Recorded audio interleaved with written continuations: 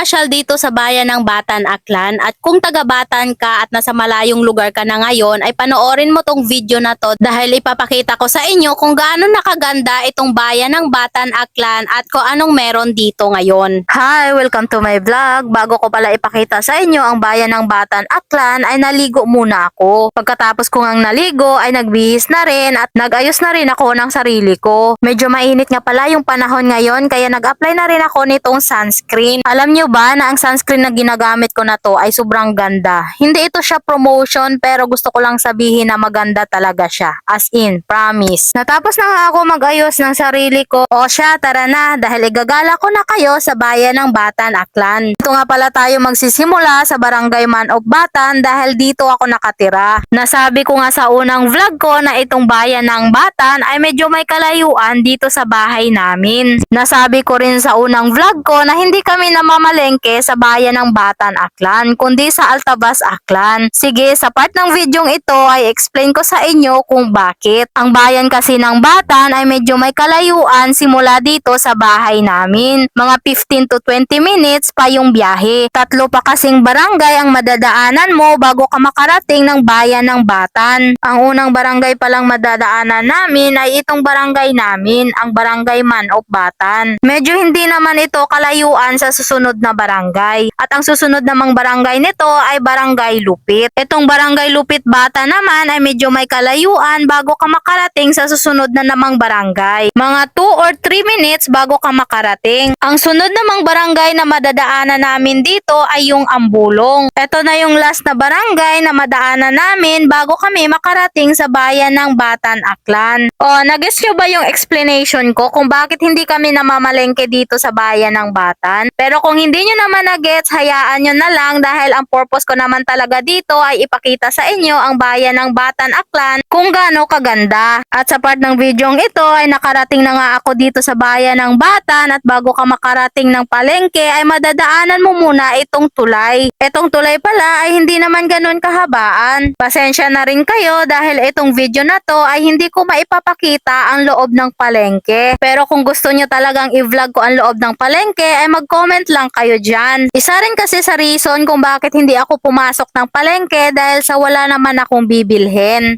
O siya, kung nanonood ka pa sa part ng videong ito, paki-comment naman kung taga saan ka para naman malaman ko kung hanggang saan umabot itong video kong ito. At syempre, huwag niyo rin kalimutang mag-follow, like, and share. Maraming salamat! Sa part ng videong ito ay papunta na ito ng munisipyo. Bago ko pa man ipakita sa inyo ang munisipyo ay gusto ko lang din sabihin ulit sa inyo na nasabi ko nga sa unang video ko na dito sa bayan ng Batan na hindi kami namamalengke pero kapag may ibang transaction ay dito kami pumupunta. O siya, malapit na pala kami dito sa munisipyo pero bago pa man makarating ng munisipyo ay madadaanan muna ang simbahan, sport complex at sa harap ng munisipyo ay itong plaza. O, taga-Batan ka ba at matagal ka nang hindi nakauwi dito? Kaya panoorin mo tong video na ito para naman kahit papaano ay maibsan ang pagkamiss mo. Gusto ko lang din sabihin sa inyo sa part ng videong ito na ang mga transaction dito sa munisipyo ay nilipat muna pansamantala dito sa may shrine. Madali lang naman hanapin ang shrine. Dito lang din yan sa harap ng health center. Pero kung taga-Batan ka, alam ko naman na alam mo na kung saan banda ang shrine. Pero sa mga hindi pa nakakaalam at hindi pa familiar sa shrine, ay pwede naman kayong magtanong. Dito na nga kami sa shrine at nakarating na rin kami dito sa bago nilang office. Sabi ko nga sa unang video ko na ang mga transaction sa munisipyo ay nilipat muna dito. Kaya kayo kapag may mga transaction kayo ay dito kayo dumiretso dahil ang munisipyo ay nire-renovate pa at pinapaganda pa lalo. Mapapasana all ka na lang talaga dito sa bayan ng Batan sa probinsya ng Aklan. Sa harap nito ay may nagtitinda ng iba't ibang klaseng gulay katulad na lang ng pechay, kamatis, sili, talong, luya, saging, sukang tuba at meron ding bigas. Bilhan at suportahan din natin itong mga masisipag na mga farmers. Take note guys na sa tuwing Merkules lang sila dito nagtitinda. Ito nga pala yung likod ng building building na ipinakita ko sa inyo na ginawa muna pansamantalang office ng mga taga-munisipyo at parte pa rin ito ng shrine. Itong shrine ay isang pasyalan dito sa bayan ng Batan. Maraming mga kabataan pala ang pumupunta dito para maglaro. Meron din ditong buong pamilya ang nagbabanding. Meron ding mga estudyanteng pumupunta dito para magliwaliw. Meron ding magbarkada na nagtatambay dito at syempre hindi mawawala dyan ang magjowang magdi-date dito. Uy, aminin mo, meron kang dinate dito no? Ito nga palang tulay na nilalakaran ko, ang dulo nito ay tabing dagat na. Yes, tama ang narinig ninyo dahil itong bayan ng Batan, ang katabi lang nito ay dagat na. At kung hinahanap nyo ang pangalan ng Batan at gusto nyong magpa-picture ay dito nyo lang din yan matatagpuan. Ito nga palang pangalan ng Batan ay nakaharap ito sa dagat. Ito nga pala ang shrine, pinapalibutan siya ng maraming mangrove at malalaking puno. Kaya magandang mamasyal dito dahil except pa sa malilim na lugar ay fresh pang hangin ang malalanghap mo. Ang sunod ko namang pinuntahan ay itong port ng Batan o Pantalan. Kung napansin at nakita nyo yung ferry boat, ito pala yung dumadaong dito sa Batan at tumatawid papuntang Dumaguete. Kung papunta ka ng Kalibo Aklan o kaya naman tatawid ka dito sa Batan ay mas mapadali ang biyahe kesa sa highway. Kapag meron kang single na motor na dala ay pwede